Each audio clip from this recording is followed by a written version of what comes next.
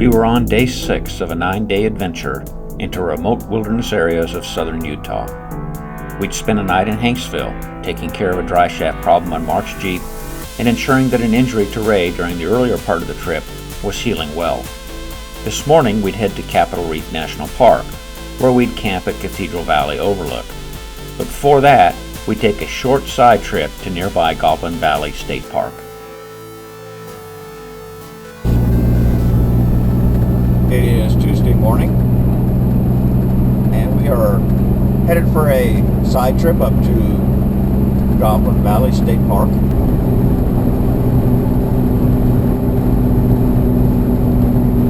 We're supposed to be Henry Mountains to the left of the road. Last mountains in the United States to be mapped. Kind of interesting. Gives you an idea how remote this part of the country is. Wow, this is pretty neat. Goblin Valley State Park.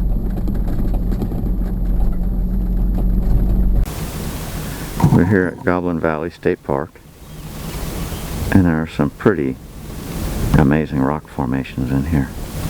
It's an interesting visit to Goblin Valley State Park. Some really interesting rock formations there, unlike anything I've ever seen before. And we are now headed back to the motel and pack the rest of our stuff, pick up a little water, and go get some breakfast. Our plans to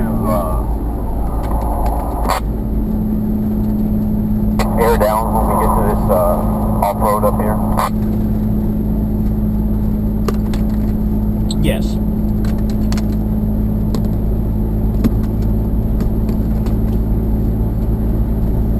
Remember the last time we came out this way, Ray, and when we exited, we forded that river right before we exited?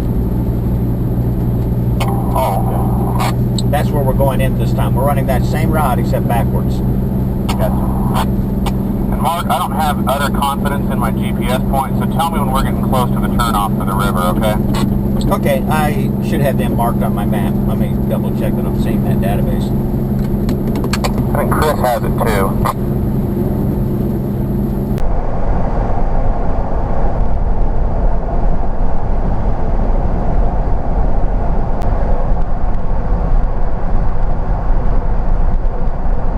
My Jeep did the little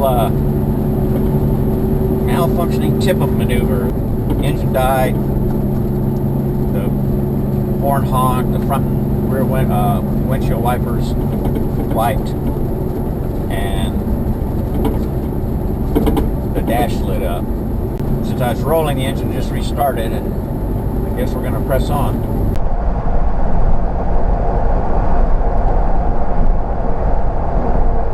Everybody likes to have video of their vehicle fording a little river. Okay, I'll pull over and let you take the lead across the river.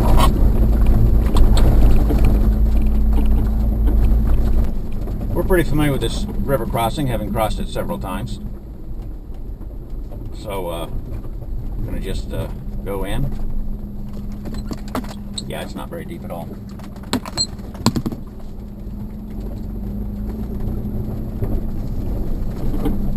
Still gonna wait for you to get set up.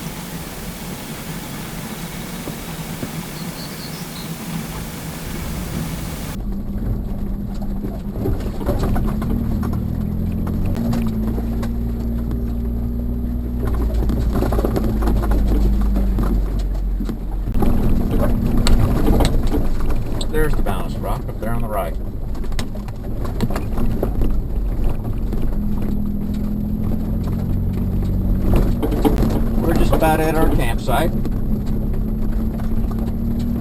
or where we hope to camp.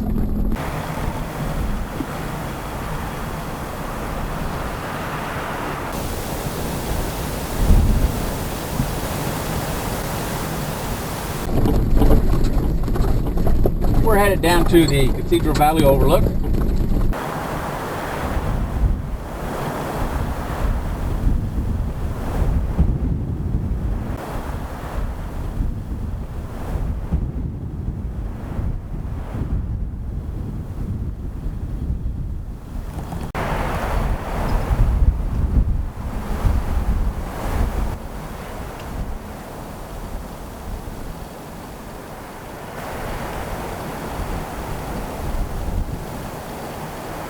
Ray, what we got going on here?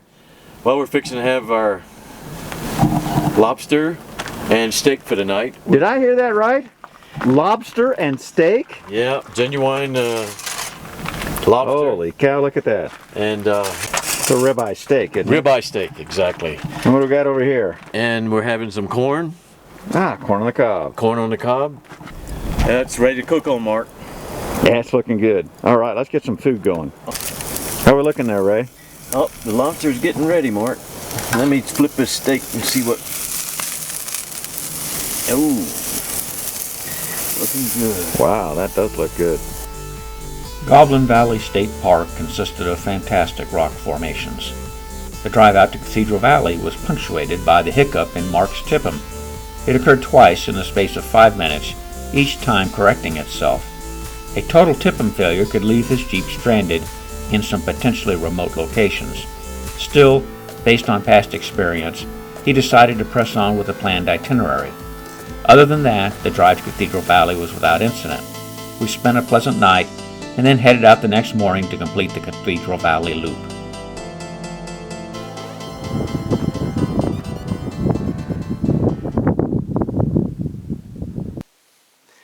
Oh, get out there. Oh, man. There he goes.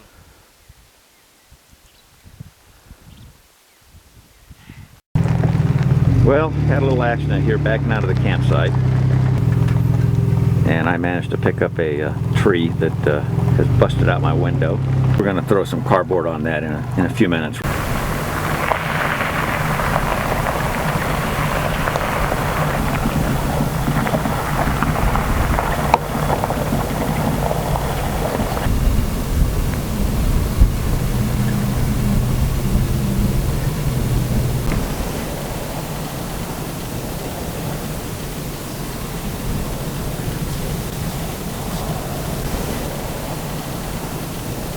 Ray and I are leaving Cathedral Valley Campground, and we're just a couple minutes behind Matt and Chris. We're going to meet them down here at the cabin. Had a little accident this morning with the Jeep backing out. There was a tree branch poking out, and I didn't realize I'd gotten so close to it when I pulled in last night, and I managed to bust out one of the windows on the Jeep.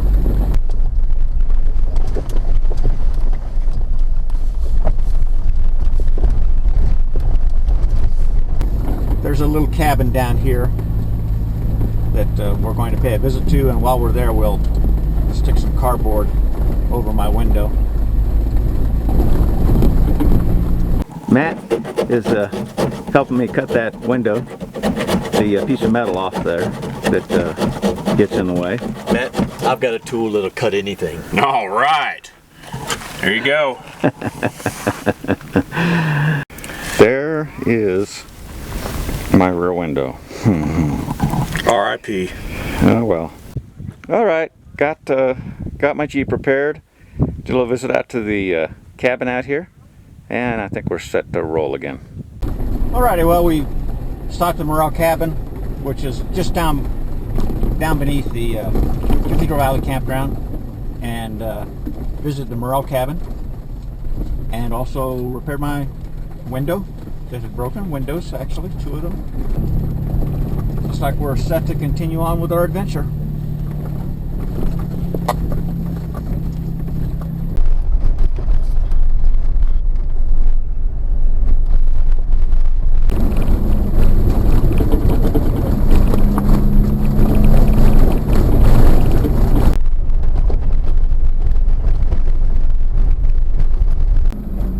turning towards Temple of the Sun and Temple Well, of we've the got some Moon. clouds behind them.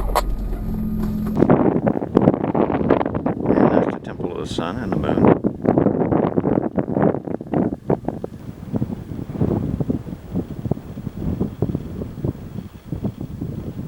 We had a nice visit to Temple of the Sun and Moon, and now we are headed to Torrey, Utah, where we plan to have lunch at the Cafe Diablo. Cough, cough, cough. Say again? We can't see anything. We had to stop. Every time I've driven through this area, it's always been dark before, because we've always come the other direction. Yeah, I know, right? Same here. It's really pretty. It is. Wow, there's a view. You don't even have any words I can describe this with.